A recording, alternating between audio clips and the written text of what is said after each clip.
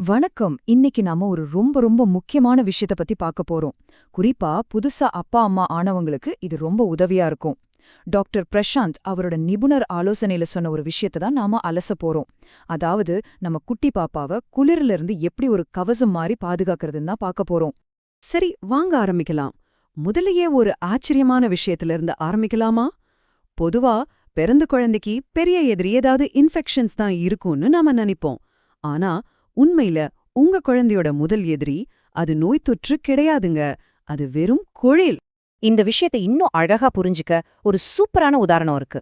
யோசிச்சு பாருங்க, உங்க முன்னாடி ஒரு சூடான காஃபி இருக்கு. ஆனா அது ஒரு மெல்லிய பேப்பர் கப்ல இருக்கு.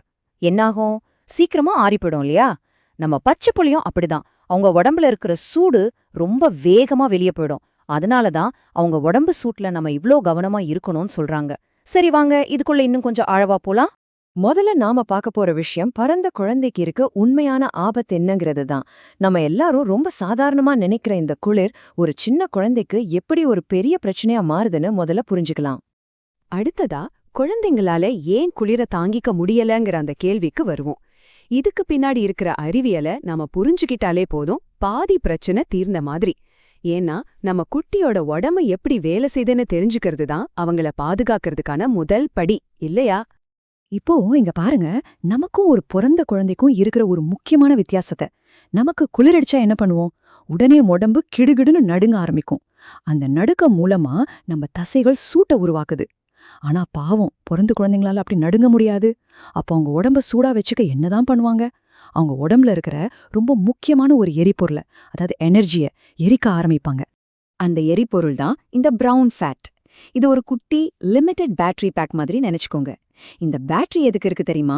குழந்தை நல்லா வளர, அவங்க மூளை வளர்ச்சி அடைய. இதுக்காக தான். சும்மா ஏசியிலிருந்து வர்ற காத்து கூட சண்டை போடுறதுக்கு இல்ல. குளிர் தாக்கும் போது இந்த பேட்டரி வேகமா தீந்து போகும். கூடவே ரத்தத்துல இருக்கிற சர்க்கரையும் ஆக்சிஜனும் சேர்ந்து காலியாகும். அதனால நாம புரிஞ்சுக்க வேண்டிய முக்கியமான விஷயம் என்னன்னா, குளிர்ல இருக்கிற குழந்தை ரொம்ப சோம்பலான குழந்தையா இருக்கும். ஏன்னா உடம்ப சூடா வச்சுக்கிறதுக்கே தன்னோட எல்லா சக்தியும் செலவு பண்ணிடுச்சுன்னா, அப்புறம் பால் குடிக்கிறதுக்கும் வளர்றதுக்கும் அதுக்கு எங்கிருந்து சக்தி இருக்கும்? இது ரொம்ப முக்கியமான பாயிண்ட். சரி, பிரச்சனை என்னன்னு பார்த்துட்டோம். அப்போ இதுக்கு தீர்வு என்ன? நாம எப்படி நம்ம குழந்தைக்கு ஒரு சரியான எக்ஸ்டர்னல் தெர்மோஸ்டாட் மாதிரி செயல்படுறது? கவலை விடுங்க, அதுக்கான ஒரு தெளிவான 5 அம்ச திட்டம் தான் இப்ப பார்க்க போறோம். இந்த 5 விஷயங்களையும் நீங்க ஒரு பாதுகாப்பு கவசம் மாறின்னு வச்சுக்கோங்க.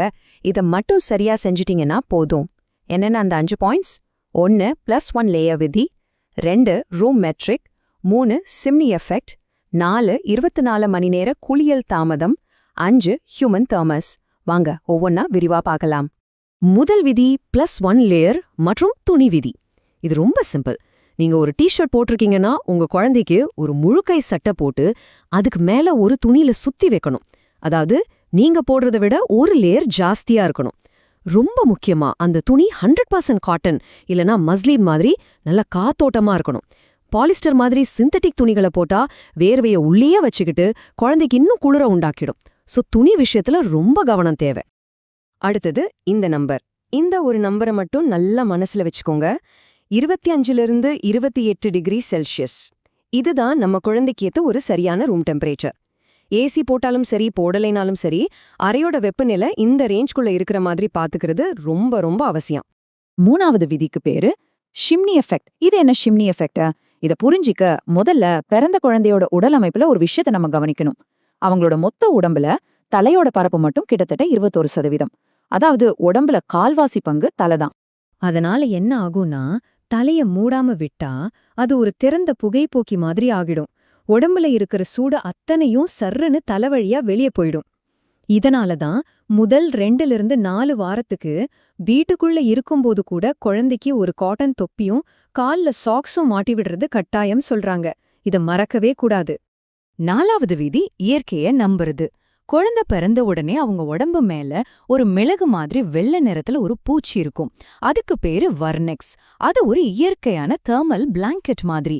அது குழந்தைய குளிர்ல இருந்தும் கிருமிகள்ல இருந்தும் பாதுகாக்கும். அதனால பிறந்த உடனே அவசரப்பட்டு குளிப்பாட்டாம குறைஞ்சது 24 மணி நேரமாவது தாமதப்படுத்தணும். அப்பதான் இந்த வர்னெக்ஸ் தோல்ல நல்லா உறிஞ்சப்படும். கடைசியா 5வது விதி. இது ஒரு மருத்துவ அதிசயம்னே சொல்லலாம். அதுக்கு பேரு கங்காரோ மதர் கேர். அதாவது அம்மாவோ அப்பாவோ தங்களோட வெறும் மார்போட குழந்தைய ஒட்டி அணைச்சுக்கிறது. இப்படி செய்யும்போது உங்களோட உடம்பு ஒரு ஸ்மார்ட் தெர்மோஸ்டாட் மாதிரி வேலை செஞ்சு குழந்தையோட வெப்பநிலையை சரியா சீராக்கும்.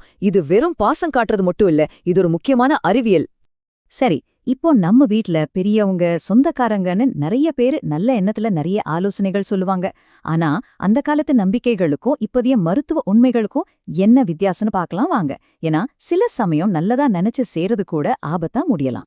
பொதுவா சொல்லப்படுற ஒரு விஷயம், குழந்தைய நல்ல கனமான கம்பளியில இறுக்கமா சுத்தி வை, அப்போதான் நெஞ்சுக்கூடு வலுவாகும்னு. ஆனா அறிவியல் என்ன சொல்லுதுன்னா, குழந்தைக்கு ஓவரா சூடேத்துறது குளிர் அளவுக்கு இல்ல, அதை விட பெரிய ஆபத்து. SIDS, அதாவது திடீர் குழந்தை இறப்பு நோய்க்குறிக்கு இது ஒரு முக்கியமான காரணம். ஏன்னா குழந்தைங்களால அவங்க உடம்ப சீக்கிரமா குளிர்ச்சி படுத்திக்க முடியாது. அதே மாதிரி இன்னொரு விஷயம், தினமும் எண்ணெய் தேய்ச்சு நல்லா அழுத்தி மசாஜ் பண்ணி சுடுதண்ணில குளிப்பாட்டினா எலும்பு நல்ல வடிவம் பெறும்னு சொல்வாங்க. ஆனா உண்மை என்னன்னா, ரொம்ப அழுத்தி மசாஜ் பண்ணா குழந்தையோட மூட்டுகள் பாதிக்கப்படலாம். அதே மாதிரி ரொம்ப நேரம் குளிப்பாட்டினா உடம்புல இருக்கிற சூடு மொத்தமா குறைஞ்சிடும். வாரத்துக்கு 2-3 தடவை ஒரு ஸ்பாஞ்ச் பாத் மாதிரி கொடுத்தாலே போதும். சரி, இவ்ளோ சொல்றீங்களே, என் குழந்தைக்கு குளிர்தா இல்ல ரொம்ப சூடா இருக்கான்னு நான் எப்படி கரெக்டா கண்டுபிடிக்கிறது? இது எல்லா அப்பா அம்மாவுக்கும் வர்ற ஒரு பெரிய கேள்விதானே. ஆனா இதுக்கான பதில் ரொம்ப ரொம்ப சிம்பிள். நிறைய பேர் குழந்தையோட கையையும் காலையும் தொட்டு பாப்பாங்க. ஆனா அதை வச்சு கண்டுபிடிக்கவே முடியாது. ஏன்னா அது இயற்கையாவே கொஞ்சம் சில்லுன்னு தான் இருக்கும். நீங்க செய்ய வேண்டியது ஒன்னே ஒண்ணுதான். உங்க 2 விரல எடுத்து குழந்தையோட கழுத்துக்கு பின்னாடி வச்சு பாருங்க. அந்த இடம் இதமாகவும் காய்ந்தும் இருக்கணும். ஒருவேளை அங்க வேர்த்திருந்தா நீங்க ஒரு லேயர் துணிய கழட்டிரலான்னு அர்த்தம். அவ்வளோதான். நம்ம இந்த பகுப்பாய்வோட கடைசி மற்றும் மிக முக்கியமான கட்டத்துக்கு வந்துட்டோம். எப்போ ஒரு நிமிஷம் கூட தாமதிக்காம உடனடியா டாக்டர் கிட்ட போகணும்னு சொல்ற அந்த ரெட் ஃபிளாக்ஸ், அதாவது எச்சரிக்கை அறிகுறிகள் என்னென்னு இப்போ பார்க்கலாம். இங்க நாம பாக்குறது யூகங்கள் இல்ல, இது தெளிவான அளவீடுகள். குழந்தையோட அக்குள்ள டெம்பரேச்சர் பார்க்கும்போது அது 36.5 டிகிரி செல்சியஸ்க்கு கீழே போனாலோ இல்ல 37.5க்கு மேல போனாலோ உடனடியா அம்மாவும் அப்பாவும் ஸ்கின் டு ஸ்கின் கான்டாக்ட் ஆரம்பிக்கணும். அரை மணி நேரத்துல வெப்பநிலை சரியாகலனா உடனே மருத்துவமனைக்கு போகணும். 2வதா, குழந்தை ரொம்ப சோம்பலா பால் குடிக்க கூட எந்திரிக்காம அழுகிற சத்தம் கூட பலவீனமா இருந்தா அது ஒரு எனர்ஜி நெருக்கடி. உடனே டாக்டரை கூப்பிடணும். 3வதா, குழந்தையோட நெஞ்சு பகுதி தொட்டு பார்க்க சில்லுன்னு இருந்தா, தோல் வெளிரி போயிருந்தா இல்ல மூச்சு வேகமா இருந்தா அப்பவும் உடனடியா டாக்டரை கூப்பிடணும். டாக்டர் பிரசாந்த் சொல்ற இந்த ஒரு விஷயத்த மட்டும் நல்லா ஞாபகம் வச்சுக்கோங்க. நீங்க தான் பெற்றோர்கள், நீங்க தான் அந்த கவசம். இப்போ உங்கள்ட்ட சரியான மறுக்க முடியாத அறிவியல் இருக்கு.